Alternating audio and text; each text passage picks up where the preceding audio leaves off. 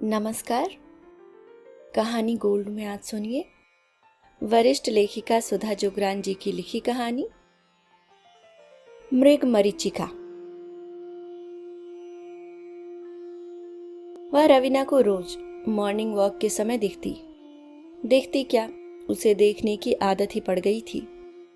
उसका दिखना रवीना की मॉर्निंग वॉक का एक हिस्सा बन गया था। वह जैसे ही मुख्य सड़क से दाईं तरफ छोटी सड़क पर मुड़ती, उसकी आंखें उसके मस्तिष्क को संदेश भेजने लगती।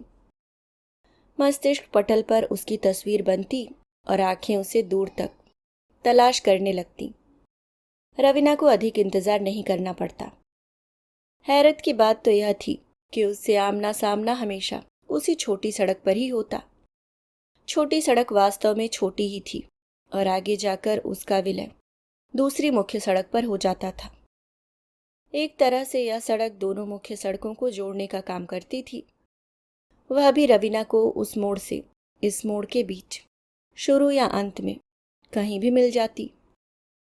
15-16 साल की वह कमसिन लड़की मैला सलवार कुर्ता पहने, फटी चुन्नी एक कंधे पर डाल, सामने से ढकते हुए कमर में लपेट, जिसमें से उसका नौयौना बिना अंतर्वस्त्र के किसी को भी एक नज़र देखने को मजबूर कर देता। साथ में चल रही उसी के जैसा मैला लंबा ढीला सा फ्रॉक पहने एक छोटी सी लड़की से वह अटर पटर न जाने किस भाषा में बात करती हुई चलती। उसके कंधे पर एक बड़ा सा मटमैला सफेद रंग का थैला लटका होता। वे दोनों इतनी तेज चलती कि क्षण भर में ही उसके सामने से गुजर जाती। उसकी देह यष्टि बहुत आकर्षक लगती, जैसे कीचड़ में कमल। लंबी छरहरी सावली, तीखे नैन नक्श वाली उस अल्लड़ किशोरी में भविष्य की एक खूबसूरत नवयौवना के दर्शन होते। रवीना उसे दूर से ही पहचान लेती। कुछ दिन न दिखती तो वह एक अनजानी आशंका से भर जाती, कहीं कोई अनहोनी न हो गई हो उसके साथ।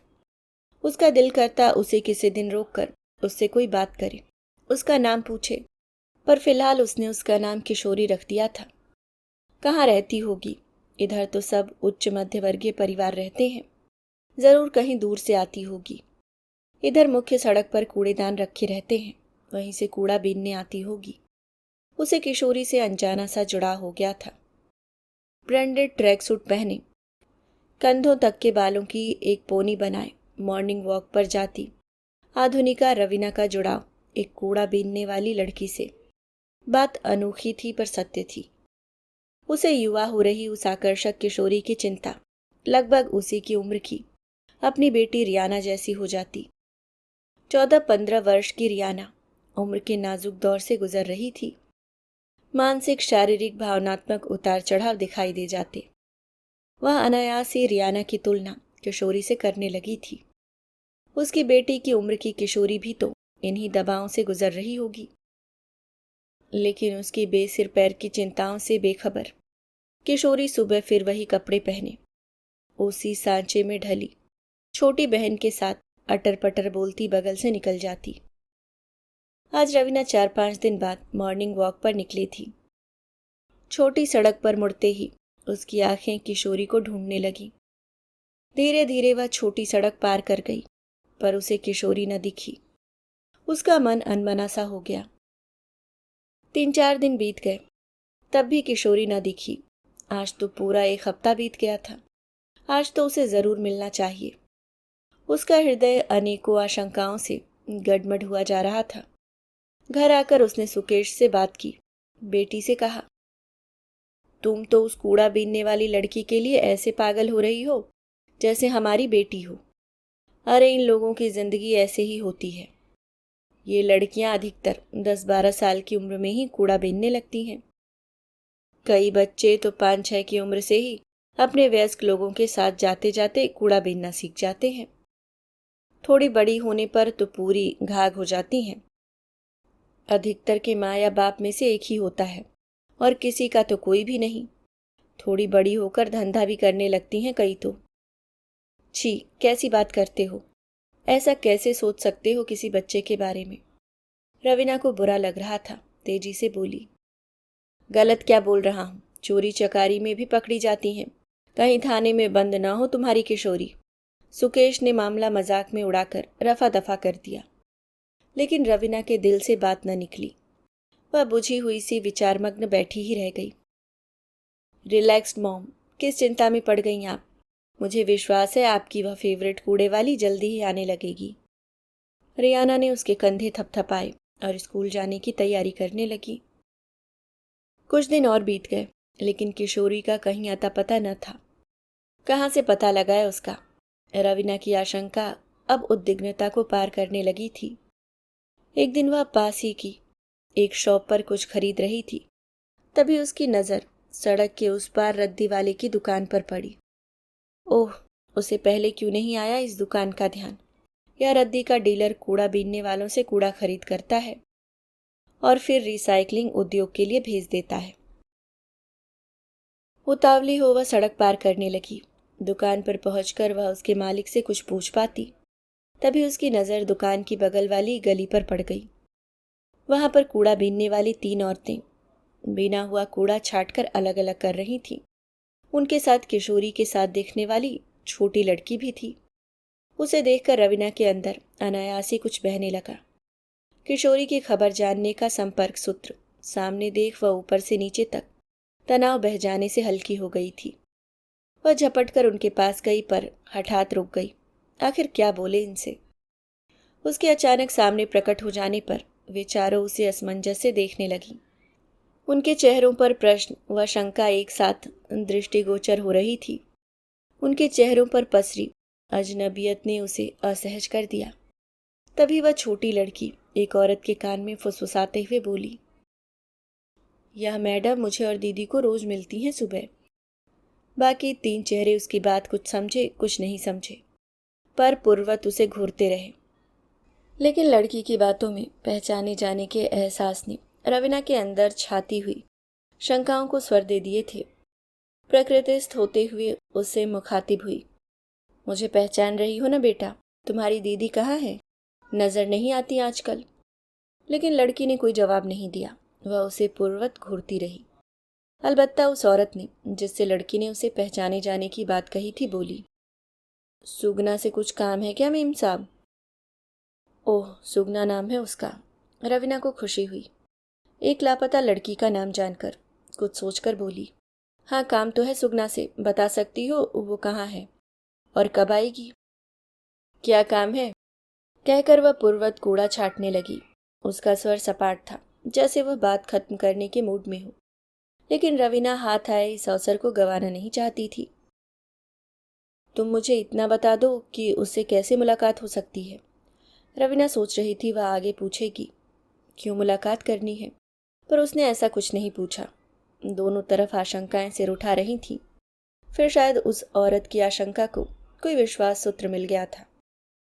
लड़की इन्हें पहचानती है, बोली, उसका फ़ोन नंबर लिख लो। वह अपना डिबिया वाला बदरंग सा मोबाइल कमर से निकालकर रवीना की तरफ बढ़ाती हुई बोली, मुझे नहीं आता देखना। उसी ने अपना नंबर मेरे मोबाइल में भर दिया था। रवीना को आश्चर्य और खुशी एक साथ हुई। इन सबके पास मोबाइल है, क्यों नहीं होगा? ये लोग भी तो आखिर कामकाजी हैं, मोबाइल इनके लिए भी ज़रूरी है। उसने सुगना नाम से नंबर ढूंढा और अपने मोबाइल में सेव कर लिया। उसने देखा औरत के मोबाइल में ज़रूरत भर के ही नंबर थे। लेकिन सुगना काफ़ी दिन से नहीं आ रही, आखिर क्या बात है? मोबाइल वापस देते हुए वह बोली। उसे लगा अब कुछ जान पहचान हो गई है तो कारण ज़रूर बता देगी। उसके दोनों हाथ बहुत जख्मी हो गए हैं मेम साहब, इलाज करवा रही है। काम पर आ सकने के लायक नहीं है, इसलिए तो उसकी बहन आ रही है कूड़ा बीनने। बोलते हुए उस औरत के चेहरे पर सुगना के लिए कोई दर्द नहीं उभरा। उसकी बात सुन और तटस्थता देख उसका खुद का दर्द और गहरा हो गया था। कैसे जख्मी हो गई? चोट बहुत ज़्यादा है क्या? बहुत ज़्यादा क्या और कम क्या, हमारे काम में तो यह खतरा बना ही रहता है। कूड़ा बीनने में खतरे वाली कौन सी बात है? उसे बात समझ नहीं आई। खतरा कैसे नहीं, कूड़ा बीनते हैं, फूल नहीं चुनते। सुगना का ही देख लो। बताओ तो सही, क्या हुआ है उसे? वह व्यग्र हो रही थी। लोग भी टूटा कांच, जहरीली चीजों को अलग नहीं कर पाते। सुगना एक पॉलीथीन के अंदर हाथ डालकर अंदर की चीजें बाहर निकालने की कोशिश कर रही थी। अंदर किसी एसिड जैसी चीज की बोतल थी, जो उसके हाथ में उठाते ही टूट गई, और जो कुछ उसके अंदर था उसके दोनों हाथों में गिर गया। कितनी तड़पी बेचारी दर्द और जलन के मारे, और कांच टूटने से उसके हाथ कई जगह से कट गए। रवीना का हृदय अंदर तक पसीज गया। घर आते समय सोच रही थी उससे बात करके उसके घर का पता पूछकर उसके घर जाएगी, जो मदद बन पड़ेगी कर देगी। घर आकर सुगना का नंबर मिलाने की उतावली ऐसी थी कि पहुंचते ही उसने सुगना का नंबर लगा दिया। 2-3 कॉल के बाद फोन उठा। सुगना की आवाज सुनकर रवीना को लगा उसे शाम तक का इंतजार कर लेना चाहिए था। तब तक उसकी छोटी बहन आज सुबह का वाकया उसे सुना देती तो उसे अपना परिचय देने में आसानी होती। सुगना, वह आराम से बोली, मैंने तुम्हारी बहन से तुम्हारा नंबर लिया। तुमसे कुछ बात करना चाहती हूँ, मिल सकती हो? क्या काम है? उसकी आवाज बेहद शुष्क थी। मेरे चोट लगी है, मैं आजकल कूड़ा बीनने के लिए भी नहीं जा रही हूँ। हाँ, बताया तुम्हारी बहन ने। तुम कहाँ रहती हो? मैं आ जाती हूँ तुमसे मिलने। सुगना की तरफ से चुप्पी थी। शायद वह अपने अंदर ही उत्तर ढूंढ रही थी कि मैं उससे क्यों मिलना चाहती हूँ। क्या काम है आपको? मैं तो आपको जानती भी नहीं। तुम मुझे पहचान जाओगी। सुबह जब तुम कूड़ा बीनने जाती हो तो मैं सैर पर जाती हूँ। सुगना को शायद कुछ कुछ पहचाने जाने का एहसास हो गया था। बोली, जब हाथ ठीक हो जाएंगे तब काम पर जाऊंगी, तभी मिलूंगी। यह उसकी बात खत्म करने के बाद की चुप्पी में छुप गया था। रवीना समझ गई सुगना को उसमें कोई दिलचस्पी नहीं। उसके जैसी लड़कियां रवीना जैसी हैसियत की महिलाओं की मनसा में सिर्फ स्वार्थ ही ढूंढ सकती हैं। फिर भी उसने एक कोशिश की। दरअसल मेरी एक फ्रेंड डॉक्टर है। उसने थोड़ा सा झूठ का सहारा लिया। मैं तुम्हारी मदद करना चाहती हूँ। तुम्हारा इलाज ठीक से होगा तो तुम जल्दी ठीक हो जाओगी। सुगना चुप रही। तुम्हारी इतनी छोटी सी बहन कूड़ा बीनती है, क्या तुम्हें अच्छा लगता है? तुम्हारा घर कहाँ है? मुझे बस अंदाजा दे दो। सूखी नदी के पार जो मलिन बस्ती है वहीं रहती हूँ। मेरे नाम से कोई भी बता देगा। सुगना ऐसे बोली जैसे वह कोई नामचीन हस्ती हो। रवीना जब सुगना के बताए अनुसार उसकी बस्ती में पहुंची तो विश्वास नहीं कर पा रही थी कि ऐसे भी लोग रहते हैं, जीते हैं और खुश भी रह लेते हैं। गंधाती नलियां, भिनभिनाती मक्खियां, मच्छर, नंगे पैर घूमते नंग धड़ंग बच्चे, एक दूसरे के सिर पर जू मारती स्त्रियां, घरों की दीवारें कहीं टीन की हैं तो कहीं बांस की टट्टियां लगी हैं। दरवाजों की जगह मोटे गद्दे पर्दे झूल रहे हैं। दरवाजों की जगह मोटे गंदे पर्दे झूल रहे हैं। कहीं पुरानी चादर ही दरवाजे का काम कर रही है। शायद यह भी उन्हें कचरे से मिला हो। कचरे के जिस ढेर के सामने से गुजरते हुए उस जैसे लोग नाक मुंह रुमाल से ढक लेते हैं, उसी गंधाते ढेर के बीच सुगना जैसे लोगों की पूरी जिंदगी सांस लेती है। गंदगी से बचते बचाते, मुंह नाक रुमाल से ढककर उसने एक बच्चे को सुगना का घर बताने के लिए कहा तो बच्चा इतनी तत्परता से चल दिया जैसे इन फिल्म हीरोइन सी लगती। मेम साहब को सुगना का घर बताने जैसा महत्वपूर्ण काम उससे छूट न जाए। बाकी बच्चे भी उनके पीछे पीछे चल दिए थे। इधर उधर बिखरी महिलाएं उसे आश्चर्य से देख रही थीं। शायद वे सब उसे किसी समाज सेवी संस्था की कार्यकर्ती समझ रहे थे। सुगना के पर्दे वाले दरवाजे पर खड़े होकर 3-4 बच्चे सप्तम सुर में आवाज देने लगे, सुगना दीदी, सुगना दीदी। क्या है? सुगना बच्चों को 2-4 गालियां देती बाहर निकली और उसे देखकर ठिठक गई। लेकिन रवीना उसके घर को परख रही थी। उसके लिए जीवन का यह सर्व था, एक नया अनुभव था। सुगना का घर भी किसी कूड़े के ढेर से कम न था, जिसमें पर्दे से लेकर छत बनाने में भी अनेकों कूड़े से मिली चीजों का इस्तेमाल हुआ था। उसे देखकर सुगना ने सभ्यता की दिशा में कदम बढ़ाते हुए हाथ जोड़े। उसके हाथ वास्तव में बहुत जख्मी थे, कटे हुए और जले हुए भी। रवीना के हृदय में मिला जुला सा कुछ पिघल गया।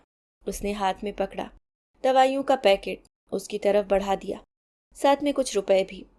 रुपए देख सुगना की आंखों में आत्मीयता पिघल गई। पर्दा पूरा हटा पैकेट पकड़ लिया। मैं तुम्हें समझा देती हूँ कौन सी दवाई कब लगानी है। वह केमिस्ट को पूछकर अंदाजे से 2-3 मलहम ले आई थी, पर सुगना को तो सचमुच डॉक्टर को दिखाने की जरूरत थी। तुम्हारे जख्म तो बहुत ज्यादा हैं, कल मेरे घर पर आ जाओ, मैं तुम्हें डॉक्टर को दिखा दूंगी। सुगना के कहने पर एक बच्चा अंदर से एक मैली सी प्लास्टिक की कुर्सी उठा लाया। कुर्सी का एक हत्था प्लास्टिक की डोरी से बांधकर सुशोभित हो रहा था। कुर्सी का एक हत्था प्लास्टिक की डोरी से बंधकर सुशोभित हो रहा था। बैठिए मेम साहब, पानी लाऊं? रवीना को अंदर से उबकाई आ गई। दलित गरीब के घर में भोजन करते अखबार में छपे राजनेताओं के फोटो उसके मस्तिष्क पटल पर कौंध गए। वे प्रोग्राम तो सब प्री लर्न्ड होते हैं, यहाँ आकर कोई नेता एक गिलास पानी भर भी पी ले सचमुच में वह सच्चे मन से सुगना की मदद करने आई है। पर गंदगी व बीमारियों के ढेर पर बैठे इन लोगों के घर में पानी तो वह भी पी नहीं सकती। नहीं, मैं ठीक हूं। हटे पर्दे से रवीना की कौतूहल भरी नजरें अंदर का मुआयना कर रही थीं।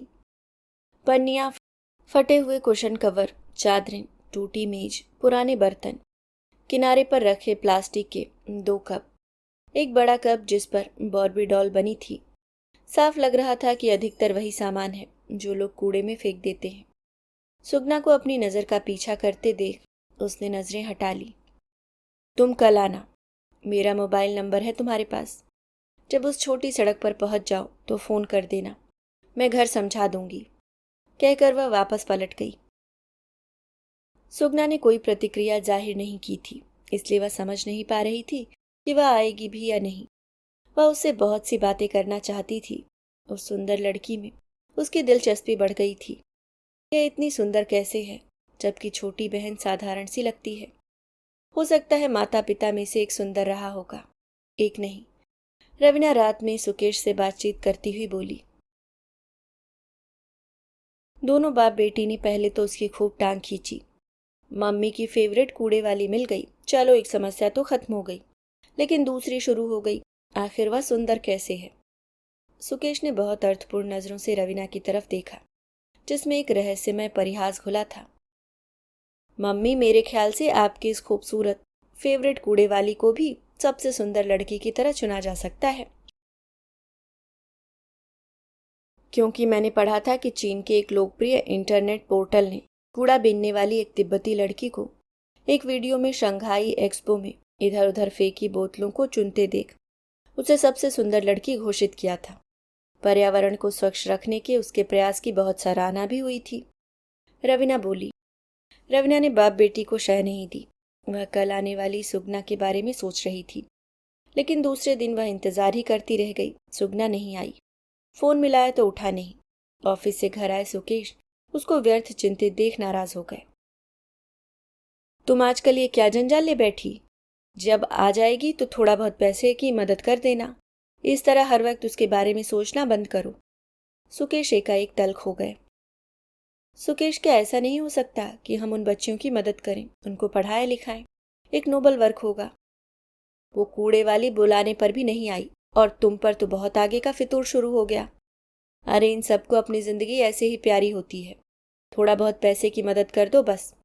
स्कूल में डालना क्या इतना आसान है? एक बार स्कूल में नाम लिखाकर उनकी निगरानी करोगी कि वे स्कूल जा भी रही हैं या नहीं। क्यों नहीं जाएंगी स्कूल? इन बच्चों के बारे में क्या सभ्य समाज को सोचना नहीं चाहिए? किस किस के बारे में सोचोगी? भारत में कूड़ा बीनने वालों की संख्या 15 से 40 लाख के बीच है, जिसमें से 40% महिलाएं और 30% कम उम्र की लड़कियां कूड़े के ढेर में सशक्तिकरण तलाश रही हैं। अकेले दिल्ली में करीब 5 लाख लोग सड़क पर कूड़ा बीनते हैं। कितनी बच्ची वर्णमाला का कहकहरा सीखने से पहले यौन संबंधों का कहकहरा सीखने लगती हैं। सुकेश रोष में बोले। इसलिए तो दिल दुखता है मेरा जब हमारे बच्चे स्कूल बैग और पानी की बोतल लेकर स्कूल ड्रेस में सजकर स्कूल जाते हैं। ये बच्चे कंधे पर कूड़े वाला बैग लेकर कूड़े के ढेर में हमारे घरों से फेंकी हुई चीजों से अपना अपंग भविष्य तलाश रहे होते हैं। सोचो सुकेश, इस अनौपचारिक क्षेत्र ने देश को कूड़ादान बनाने से बचाया हुआ है। खुद बीमारियों व गंदगियों से गलबहियां करके हमें स्वच्छ वातावरण मुहैया कराया है, और हमारा समाज इन्हें देख नाक भौं से कोड़ता है। इनकी मुश्किलों से अनभिज्ञ ही रहना चाहता है। रवीना भी तल्ख हो गई। रवीना को उन बच्चियों के प्रति इतना गंभीर व भावुक देख सुकेश चुप हो गए। तुम्हें जो ठीक लगता है करो, कह टीवी के चैनल बदलने लगे। रवीना अगले दिन भी सुगना का इंतजार करती रही। सुगना पूरे 3 दिन बाद आई। कूड़ा बीनने वालियों को उनकी कर्मस्थली के आसपास रहने वालों का हल्का फुल्का ज्ञान रहता है, इसलिए उसने सीधे घर पहुंचकर घंटी बजा दी। रवीना गेट पर गई तो सुगना को देखकर चौंक गई। अरे सुगना, तुम? 3 दिन से तुम्हारा इंतजार कर रही हूं, क्यों नहीं आई? मेम साहब हाथ आपकी दी हुई ट्यूब से ठीक हो रहे थे। डॉक्टर को दिखाने की जरूरत नहीं थी। अरे पर आना तो चाहिए था, फिर आज कैसे आ गई? काम नहीं है मेम साहब, कूड़ा बीनने लायक नहीं हुई अभी। ये छुटकी अधिक नहीं कर पाती है। मैंने सोचा आप घर का कोई काम दे देंगी तो पेट भरने लायक हो जाएगा। रवीना का हृदय पसीज गया। सुगना शायद कभी नहीं आती अगर पेट की भूख उसे मजबूर नहीं करती। तुम दोनों यहाँ बरामदे में बैठो, मैं कुछ खाने को लाती हूँ। दोनों बहनें भूखी थी, बैठ गईं। रवीना ने एक प्लेट में सब्जी रोटी डालकर उन्हें दे दी। एक बोतल पानी की पकड़ा दी। दोनों भूखी थीं, जल्दी जल्दी खाने लगी। वह वहीं कुर्सी पर बैठ गई। रोटी सब्जी खाकर दोनों ने पानी पिया और तृप्त हो गईं। पेट भरने की तृप्ति कुछ अलग ही भाव से चेहरे को भर देती है। रवीना उनमें आए परिवर्तन को देख रही थी। मेम साहब, कोई काम है? बाहर की सफाई या बागवानी का काम भी अच्छे से कर लूंगी, पर तुम्हारे हाथ तो जख्मी हैं। दोनों बहनें मिलकर कर लेंगी। ये छुटकी जिन औरतों के साथ कूड़ा बीनने जाती हैं, वे इसका पूरा हिस्सा नहीं देती हैं, पैसे मार जाती हैं इसका। रवीना उन दोनों के लिए शिक्षा अर्जित करने का साधन ढूंढ रही थी और वे सिर्फ धन अर्जित करने की बात सोच रही थी।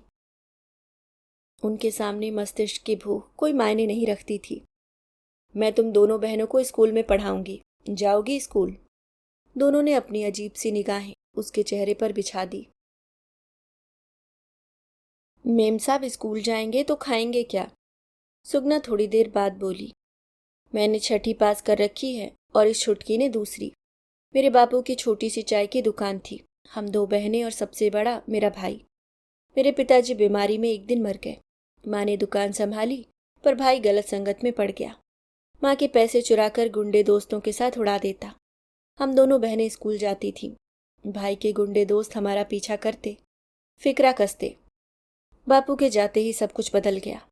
माँ हमें लेकर यहाँ आ गई, लेकिन एक दिन माँ भी मर गई और हम दोनों बहनें ही रह गई।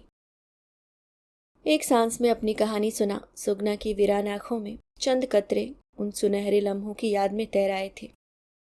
मैं तुम्हारा स्कूल का खर्चा उठाऊंगी, घर का कुछ काम भी दूंगी, तुम पैसा भी कमा लोगी और पढ़ भी लोगी।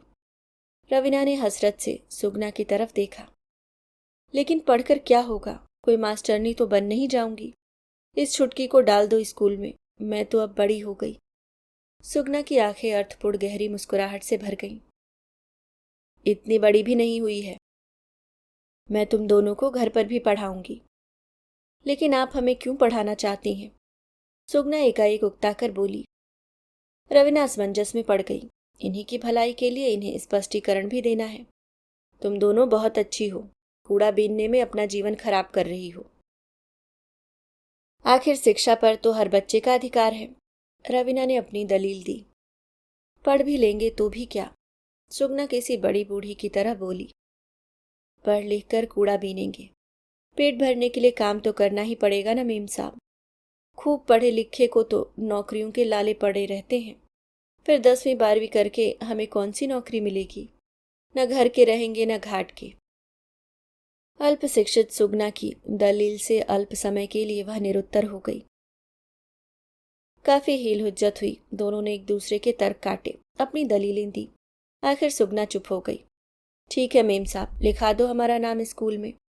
रवीना को लगा एक बड़ी जंग जीत ली। सुकेश को बताया। रियाना ने सुना तो बोली, mummy all the best. I hope कि आपकी ये कूड़े वालियां रोज स्कूल चली जाएं। रवीना ने दोनों का नाम स्कूल में लिखा दिया। उनके लिए ड्रेस, स्कूल बैग, जूते, किताबें आदि सब जरूरत का इंतजाम कर दिया। कुछ नए कपड़े भी खरीद दिए। अपने घर में बाहर की साफ सफाई का व फूल पौधों में पानी डालना, खरपतवार साफ करना आदि का काम उन्हें पकड़ा दिया, ताकि उनकी कुछ आमदनी होती रहे। वह खुश थी। उसने जो सोचा कर दिखाया। लड़कियां सुबह शाम में उसके घर नियम से आती, काम करती और उससे पढ़ती। दोनों बहनों को पढ़ाई छोड़े हुए बहुत समय हो गया था, इसलिए बहुत मेहनत से भी हासिल थोड़ा ही हो पाता। रवीना ने अपना 100% लगा दिया उन्हें साक्षर बनाने में। 2 महीना बीतते बीतते वह निश्चिंत हो गई, अब पढ़ाई से नहीं भागेंगी। बनारस में भाई की बेटी की शादी पड़ गई। उसने लड़कियों को खूब होमवर्क दे दिया, कुछ रुपए भी दिए। पीछे से किसी बात के लिए परेशान न होना। 12-15 दिन बनारस लगा कर आई। आते ही सुगना को फ़ोन किया। फ़ोन आउट ऑफ रेंज आता रहा। स्कूल में पता किया तो पता चला दोनों बहनें पिछले 1 हफ्ते से स्कूल नहीं आ रही। दूसरे दिन रवीना उनकी बस्ती में पहुंच गई। सुगना के घर के आगे खड़े होकर सुगना को आवाज़ दी। छोटी बहन निकल कर आई। तुम दोनों स्कूल क्यों नहीं जा रही हो? सुगना कहाँ है? वह रोश में बोली। सुगना दीदी भाग गई किसी के साथ। वह बिल्कुल सपाट स्वर में बोली, जैसे एक उम्र के बाद भाग जाना एक सामान्य प्रक्रिया है। उनका विधिवत ब्याह आखिर कौन करेगा? रवीना हतप्रभ रह गई। मात्र 15 साल की सुगना का भविष्य आंखों के आगे नाच गया। 2 दिन की चांदनी भी नसीब होगी या नहीं उसे। नशे में पिटती सुगना पेट की आग बुझाने के लिए फिर से कूड़ा बीनने लगी है। ढेर सारे बच्चे पैदा कर कृशकाय सुगना एक बार फिर इसी खोली में आ गई। फर्क सिर्फ इतना कि आंखों में अनदेखे सपनों का स्थान अब बच्चों की भूख ने ले लिया था। वह अपनी माँ की कहानी दोहराने लगी है। तुम किसके साथ रहती हो? थकी सी आवाज में वह बोली। मैं अपनी खोली में ही रहती हूँ।